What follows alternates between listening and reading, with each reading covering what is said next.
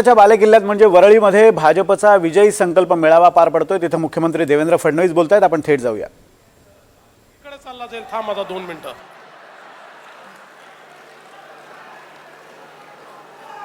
आज मला अतिशय आनंद आहे की आपले नूतन अध्यक्ष अमित साटम यांनी मुंबईमध्ये विजय संकल्प मेळावा आयोजित केला आणि आशिषजींनी जे सांगितलं ते सत्य आहे। या ठिकाणी बसलेल्या कार्यकर्त्यांचा जोश पाहिल्यानंतर आपला विजय आता कोणी थांबवू शकत नाही, हा विश्वास माझ्या मनामध्ये आहे।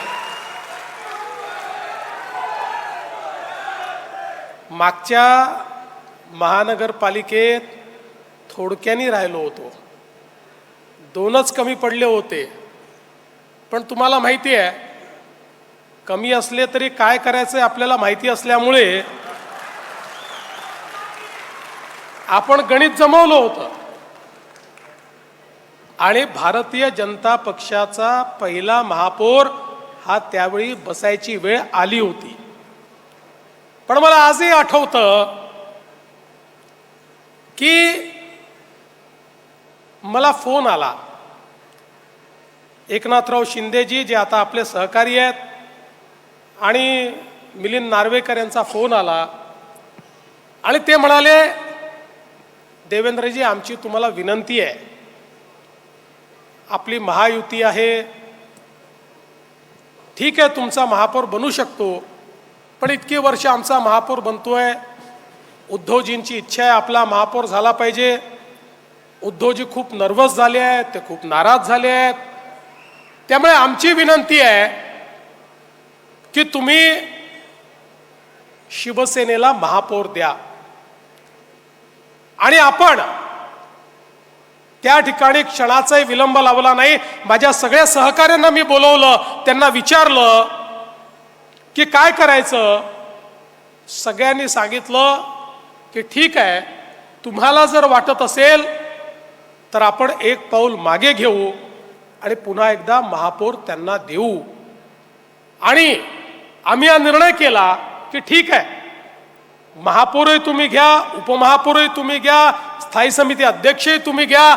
या महानगरपालिकेमध्ये आम्ही अंकुश म्हणून त्या ठिकाणी काम करू, विरोधी पक्षाचं काम करणार नाही। पण तुम्ही कुठे चुकलात तर तुम्हाला लाईनीवर आणण्याचं काम हे आम्ही करू आणि आपल्या हाती असलेला महापौर हा आपण शिवसेनेला, म्हणजे तेव्हाच्या शिवसेनेला, उद्धवजींच्या शिवसेनेला त्यावेळी देऊन टाकला। आपण तर मन मोठं दाखवलं, आपल्याला वाटलं मित्राकरता कधी बलिदानही करावं लागतं, ते आपण केलं।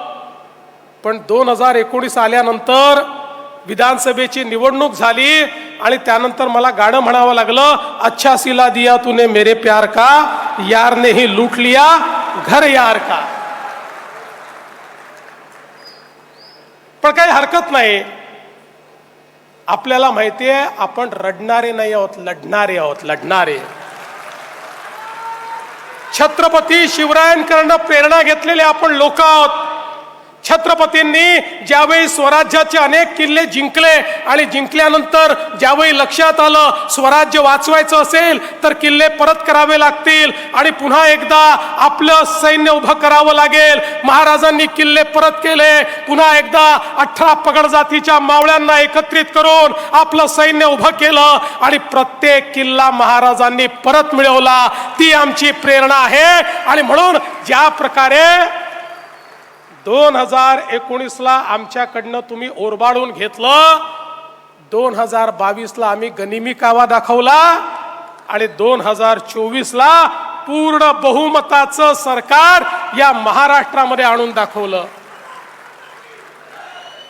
आणि आता पुन्हा एकदा आपण महानगरपालिकेच्या निवडणुकीकडे चाललो आहोत आणि यावेळेस इथे जेवढे माध्यम प्रतिनिधी आहेत त्यांनी माझं म्हणणं लिहून घ्यावं, ते शूट देखील करून घ्यावं, त्याच्या क्लिप साठवून ठेवाव्यात. काहीही झालं तरी मुंबईमध्ये महायुतीचा भगवा झेंडा लागल्याशिवाय राहणार नाही. महायुतीचा महापौर हा बसवल्याशिवाय आता भारतीय जनता पक्षाचा कार्यकर्ता हा घरी जाणार नाही.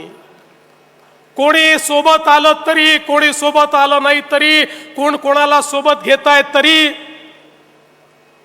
खरं म्हणजे कधी कधी लोक आपलं कसं हसं करून घेतात. साधी ती बेस्टची निवडणूक होती, आम्ही सांगितलं रे बाबा कशाला पक्षावर लढायचं, पण काही जण म्हणाले आमचा ब्रँड आहे, आमचा ब्रँड आहे, आमचा ब्रँड आहे. ते आमचे शशांकराव आणि आमचे या ठिकाणी लाडन दरेकर यांनी ब्रँडचा वाजवला, बँड बाजा वाजला. कशाचा ब्रँड तुम्ही लावला? अरे त्या ठिकाणी हिंदू हृदय सम्राट शिवसेना प्रमुख बाळासाहेब ठाकरे हा ब्रँड होता, तुम्ही ब्रँड नाही आहे. तो ब्रँड होता, तुम्ही नाही आहे. नुसतं नाव लावल्याने कोणी ब्रँड बनत नाही. आणि म्हणून भारतीय जनता पक्षामध्ये आमची परंपरा बघा. या ठिकाणी एक साधारण कार्यकर्ता अमित साटम हा देखील या ठिकाणी भाजपचा अध्यक्ष होऊ शकतो. लोढाजींनंतर लोढांचा मुलगा अध्यक्ष झाला नाही, शेलारांच्या नंतर शेलारांचा मुलगा अध्यक्ष झाला नाही, एक अमित साटम हा या ठिकाणी अध्यक्ष झाला. ही भारतीय जनता पक्षाची परंपरा आहे. हा कार्यकर्त्यांचा पक्ष आहे. हे नेतृत्व जनतेतनं तयार होतं. त्यामुळे आमच्याकडे चहा विकणारा हा जागतिक ब्रँड म्हणून जगामध्ये एस्टॅब्लिश होतो. अशा प्रकारचा ब्रँड निर्माण करणारा आमचा पक्ष आहे. त्यामुळे आम्हाला कोणी ब्रँड सांगू नये. या ठिकाणी जगातला सगळ्यात मोठा ब्रँड हा आमच्याकडे आहे. त्याचं नाव नरेंद्र दामोदर दास मोदी आहे.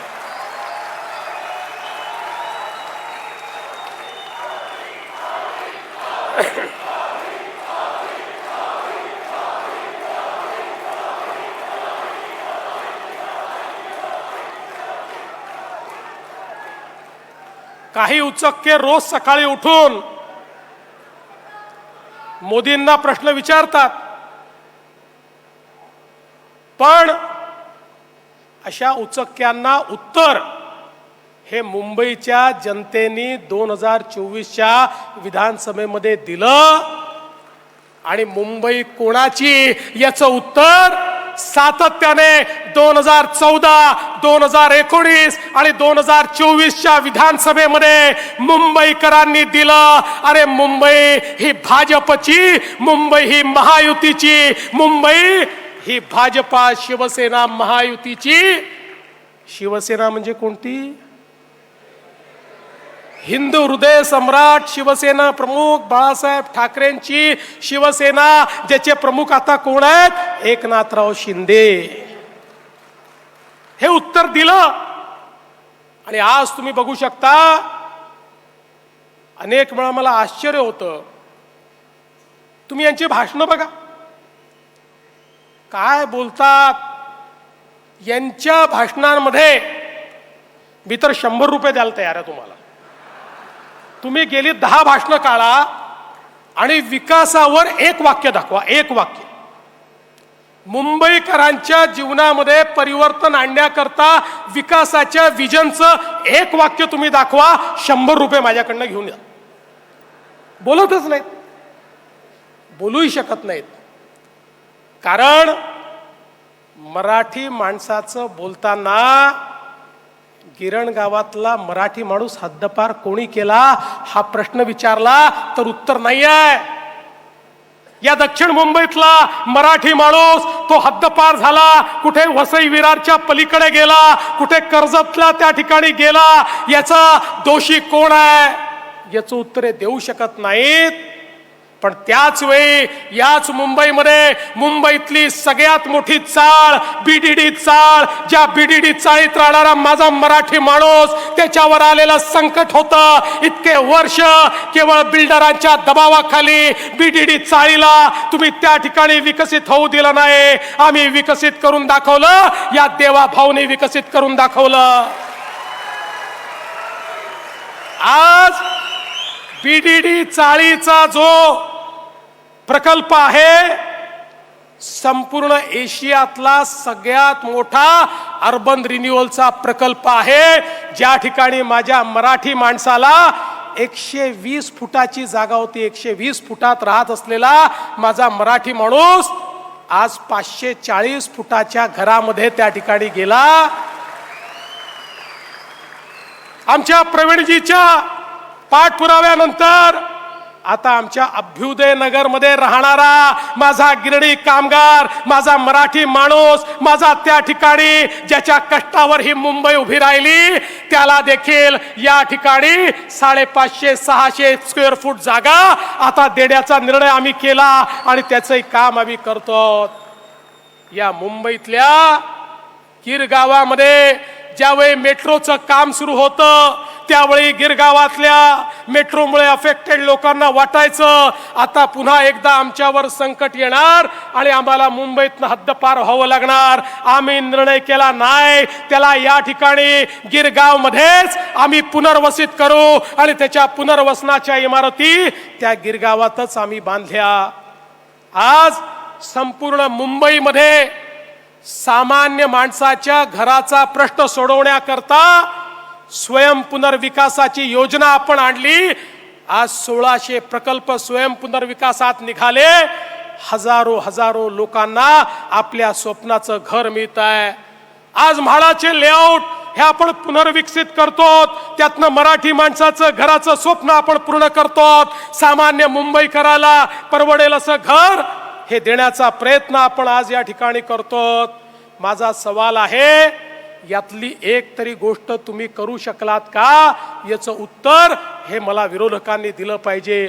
अरे वर्षानुवर्ष सत्ता तुम्ही हातामध्ये ठेवली, या मुंबईची काय अवस्था केली. आज तुम्ही बघा, मुंबईची आर्थिक राजधानी आहे, ज्या मुंबईमध्ये 2000 सालापर्यंत या मुंबईशी कोणी स्पर्धा करू शकत नव्हतं, कसं 2000 सालानंतर सातत्याने या मुंबईला मागे ठेवण्याचं काम झालं. इन्फ्रास्ट्रक्चर तयार करायचं नाही, परिणाम असा झाला at the cost of Mumbai. या मुंबईच्या जीवावर बंगलोर मोठं झालं, या मुंबईच्या जीवावर हैदराबाद मोठं झालं. आज IT कॅपिटल म्हणून ते त्या ठिकाणी मिरवायला लागले. पण बंधू भगिनींनो, चिंता करू नका. गेल्या 10 वर्षामध्ये मोदीजींच्या नेतृत्वात आम्ही अशा प्रकारचं इन्फ्रास्ट्रक्चर तयार केलं की आता देशाचं स्टार्टअप कॅपिटल बंगलोर नाही, ते मुंबई आणि महाराष्ट्र आम्ही करून दाखवलं. आज देशाचे टेक स्टार्टअप आता मुंबई आणि हैदराबाद मध्ये नाही, आज बंगलोर आणि हैदराबाद मध्ये नाही, तर ते मुंबईमध्ये, पुण्यामध्ये आणि महाराष्ट्रामध्ये आज या ठिकाणी आपल्याला पाहायला मिळत आहेत.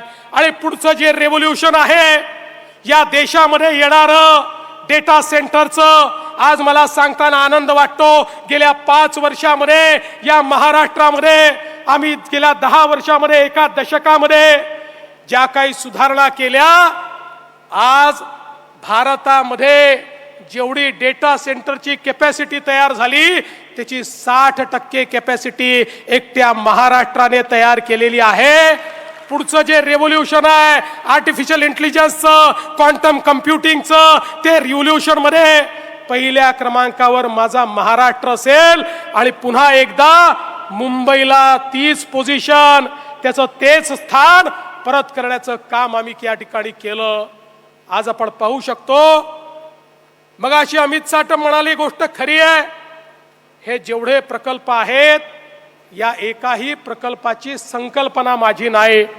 हे सगळे प्रकल्प 30 वर्ष 40 वर्षापूर्वी संकल्पित झाले, पण दुर्दैवाने ज्यांच्या हाती सत्ता होती त्यांना स्वप्नही बघता येत नव्हते आणि स्वप्न पूर्ण तर करताच येत नव्हते.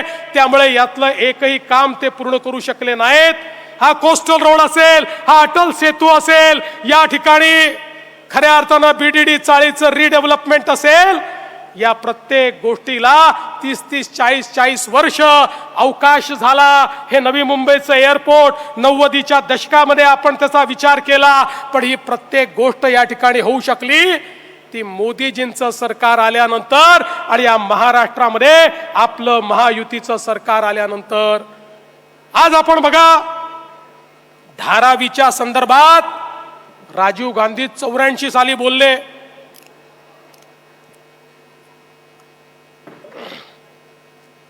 निवडणुकीत पाणी पाजायचं म्हणून थोडं पिऊन घेतो. 85 साली धारावीच्या संदर्भात राजीवजी बोलले. 85 पासून 2014 पर्यंत धारावीचं काही होऊ शकलं नाही. पण आज जगातला सगळ्यात मोठा स्लम रिडेव्हलपमेंटचा प्रोजेक्ट हा धारावीचा प्रोजेक्ट आता सुरू झालेला आहे. आणि धारावीकरांनो, मी तुम्हाला सांगतो, 10 लाख लोकांना घर हे आम्ही या धारावीच्या प्रकल्पात देतो आहोत. 10 लाख लोकांना. आणि जेवढे एलिजिबल आहेत या प्रत्येकाला धारावी मध्येच घर आम्ही देणार आहे. पण पहिला प्रकल्प असा आहे की जो एलिजिबल नाही त्यालाही घर देण्याचा निर्णय आपण केला. कारण आपल्याला माहिती होतं याला इनएलिजिबल ठरवून इथनं जर बाजूला काढलं तर बाजूला तो झोपडपट्टीच तयार करेल, त्याच्याकडे दुसरा पर्याय नाही आहे. त्यामुळे प्रत्येकाला घर देणारा. आणि हे करत असताना आम्ही विचार केला की धारावी ही केवळ एक निवासी वस्ती नाही आहे, एक इकॉनॉमिक पॉवर हाऊस आहे. आज त्या ठिकाणी पोट्रीचं काम असेल, त्या ठिकाणी वेगवेगळ्या प्रकारे लेदरचं काम असेल, त्या ठिकाणी फूड इंडस्ट्री असेल, त्या ठिकाणी स्मॉल स्केल इंडस्ट्री असेल. इतकी मोठी इंडस्ट्री आहे. अरे तुम्हाला जे पाहिजे ते त्या ठिकाणी बनवून मिळतं. अशा प्रकारची धारावी आहे. अशा प्रकारचे त्या ठिकाणी कलाकार लोक राहतात, अशा प्रकारचे कारीगर राहतात. आणि म्हणून निर्णय केला की या धारावीतली ही जी इंडस्ट्री आहे ही पण बाहेर जाणार नाही. धारावीच्या इंडस्ट्रीला धारावीमध्येच आम्ही जागा दिली. चांगल्या पद्धतीनं त्यांना या ठिकाणी अनऑर्गनाइज सेक्टरमधनं ऑर्गनाइज सेक्टरमध्ये आणलं. आणि 5 वर्षाकरता सर्व प्रकारचे टॅक्सेस हे आम्ही त्या ठिकाणी माफ करून टाकले. त्यामुळे पुढच्या काळामध्ये धारावीमध्ये एक मोठी इंडस्ट्री आपल्याला तयार झालेली दिसेल. सामान्य माणसाच्या जीवनामध्ये परिवर्तन घडवण्याचं काम आम्ही केलं. आज आपण पाहू शकतो या ठिकाणी मेट्रोचं जाळं आपण तयार केलं. 15 वर्षात 11 किलोमीटर आणि 10 वर्षामध्ये 354 किलोमीटर हा फरक आहे. हे परिवर्तन आपल्याला पाहायला मिळत आहे. आणि आता 30 तारखेला माननीय मोदी साहेब ज्यावेळी अंडरग्राऊंड मेट्रो जी आहे ती आपल्या कफ परेड पासून सुरू करतील, ती देखील एशियातली सगळ्यात मोठी सिंगल लाईन असणार आहे अंडरग्राऊंडची. आपण कनेक्टिव्हिटीचा विचार करा. आपण कोस्टल रोड केला, आता आपण बांद्र्यावरनं वर्सोव्याचा रोड करतोय. वर्सोव्यापासनं भाईंदर पर्यंत आपण रोड करतोय. भाईंदरच्या उत्तरपासनं विरार पर्यंत रोड आपण करतोय. म्हणजे मुंबईकरांकरता हे का महत्वाचं आहे तर मुंबईची 60% मुंबईचं ट्रॅफिक हे वेस्टर्न एक्सप्रेसवेवरनं जातं, 60%. आणि या वेस्टर्न एक्सप्रेसवेला पर्यायी कोस्टल रोड हा पूर्ण भाईंदर पर्यंत आणि मग पलीकडे आपण वसई विरार पर्यंत तो देतो आहोत. त्यामुळे मुंबईचं जे स्वप्न आपण बघितलेलं आहे की मुंबईतल्या कुठल्याही भागातनं कुठल्याही भागात जायचं असेल तरी 59 मिनिटाच्या आत व्यक्ती पोचला पाहिजे, अशा प्रकारचं मुंबईचं अर्बन प्लॅनिंग हे आपण या ठिकाणी केलेलं आहे. मुंबईकरांचं अर्ध आयुष्य हे रस्त्यावर जातं नाही तर ट्रेनमध्ये जातं. त्याला कुठेतरी चांगल्या प्रकारे सुविधा मिळाल्या पाहिजेत, हा आपला प्रयत्न आहे. आज आपण जे बोगदे तयार करतोय ईस्ट वेस्ट कनेक्टिव्हिटीचे आपले मुद्दे असतील की ज्याच्यातनं आपल्याला कल्पना आहे की ठाण्यापासनं तर अगदी बोरीवलीपर्यंत बोगद्यातनं आपल्याला येता येईल. 1.5 तासाचा जो प्रवास आहे हा प्रवास 20 मिनिटाचा प्रवास आपण त्या ठिकाणी करणार आहोत. असे अनेक कार्यक्रम आपण हातामध्ये घेतलेले आहेत. या मुंबईच्या सामान्य माणसाच्या जीवनामध्ये एक कनेक्टिव्हिटी ही आपण त्या ठिकाणी देतो. मुंबईची जी आपली सबर्बन रेल्वे आपली लोकल आहे, मी मोदी सरकारचे आभार मानेन. या लोकलच्या दरवाजातनं पडून कित्येक लोक मरायची आणि दरवेळेस चर्चा व्हायची की याच्यावर काय उपाय आहे, पण उपाय होत नव्हता. आता मोदी सरकारने हा निर्णय घेतला की आम्ही नवीन ट्रेन आणणार, बंद दरवाजाच्या ट्रेन आणणार, AC ट्रेन आणणार.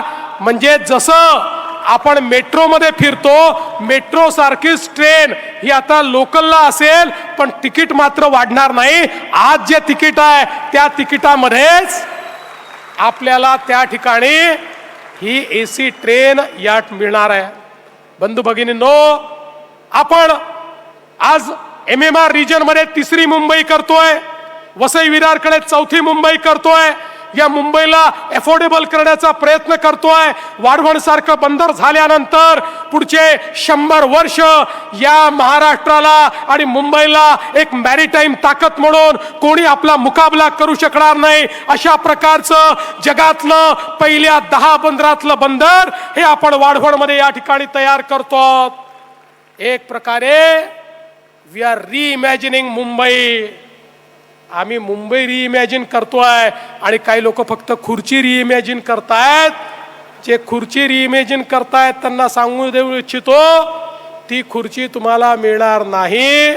ती खुर्ची कार्यकर्त्यालाच मिळेल, ती खुर्ची मुंबईकरालाच मिळेल, ती खुर्ची मुंबईचं हित साधणाऱ्यालाच मिळेल. मुंबईच्या महानगरपालिकेला भ्रष्टाचाराच्या गदारोळातनं बाहेर काढणारा व्यक्तीच आता मुंबईचा महापौर होईल, हा विश्वास मी तुम्हाला देतो. खरं म्हणजे जर यांना आम्ही प्रश्न विचारला तर हे उत्तर देऊ शकत नाही. अरे तुमची आवश्यकता कधी असते? सामान्य माणूस दुःखात असतो तेव्हा तुमची आवश्यकता असते.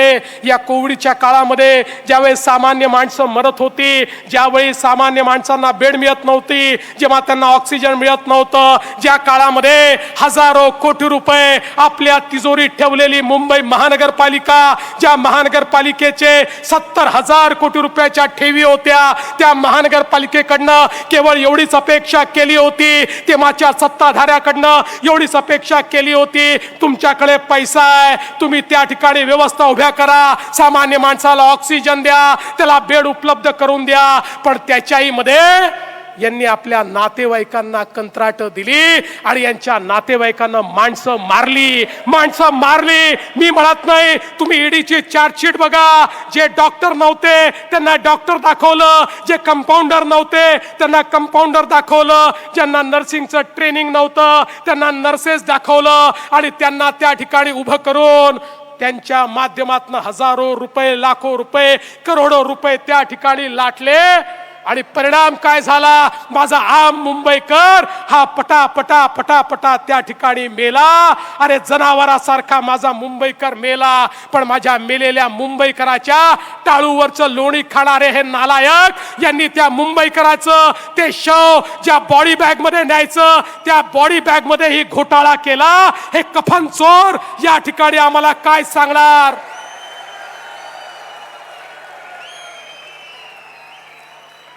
हे कफन चोर ज्याने कफन मध्ये चोरी केली, हे कफन चोर कोणच्या तोंडानं मुंबईकरांपुढे येत आहेत, हा माझा सवाल आहे. आणि म्हणून काळजी करायचं कारण नाही आहे. मी तुम्हाला विनंती करण्याकरता आलो आहे.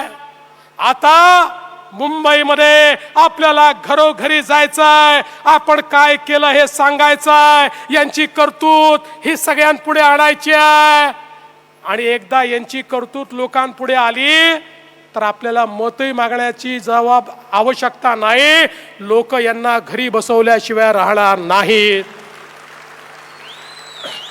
आणि म्हणून आज या विजय संकल्प मेळाव्याच्या माध्यमातून हा संकल्प करा की आम्हाला मुंबईमध्ये महायुतीचा महापौर बसवायचा आहे, याकरता नाही की मुंबई सोन्याचं अंड देणारी कोंबडी आहे, तर याकरता की या मुंबईने या देशाला आणि या महाराष्ट्राला इतके वर्ष या ठिकाणी उभं केलेलं आहे, याला मोठ्या प्रमाणात पैसा दिलेला आहे, रिसोर्सेस दिलेले आहेत. या मुंबईला परत करण्याची वेळ आलेली आहे आणि ते परत करण्याचं काम भाजपा महायुतीचं सरकार या महानगरपालिकेच्या माध्यमातून केल्याशिवाय राहणार नाही.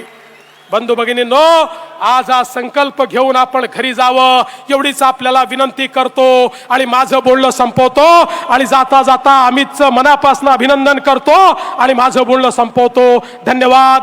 जय हिंद, जय महाराष्ट्र.